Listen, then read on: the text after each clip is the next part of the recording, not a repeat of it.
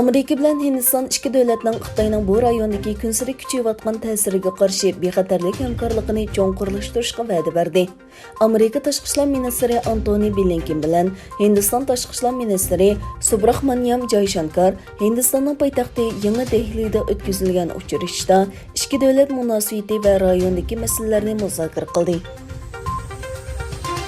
İgilənişçə, Rusiya bilan Xitoy armiyasi kelar ay təxminən 10 ming askarning qatnaşı bilan birləşmə hərbiy manevr o'tkazdi.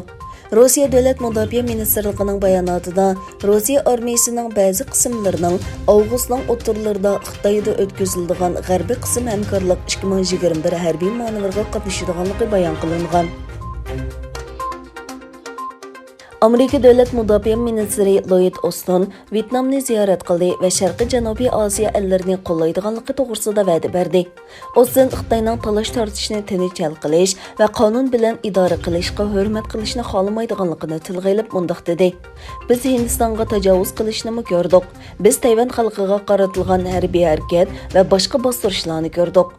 Sharqiy Turkiston rayonida Uyg'ur musulmonlarga qaratilgan irqiy qirg'inchilik va insoniyatga qarshi jinoyatlarni gördük. G'arbiy Balkan davlatlari Serbiya, Albaniya va Shimoliy Makedoniya tarafidan ta'sis qilingan va omma orasida kichik Schengen deb atalgan rayon tashabbusi 3 davlat rahbarlarining Uskupda imzolagan kelishimi bilan ochiq Balkan tashabbusi deb e'lon qilindi.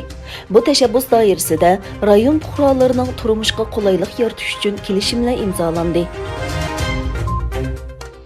Rossiya va Amerika vakillari o'mikining strategik muqimlik to'g'risida yig'in ochganligi e'lon qilindi.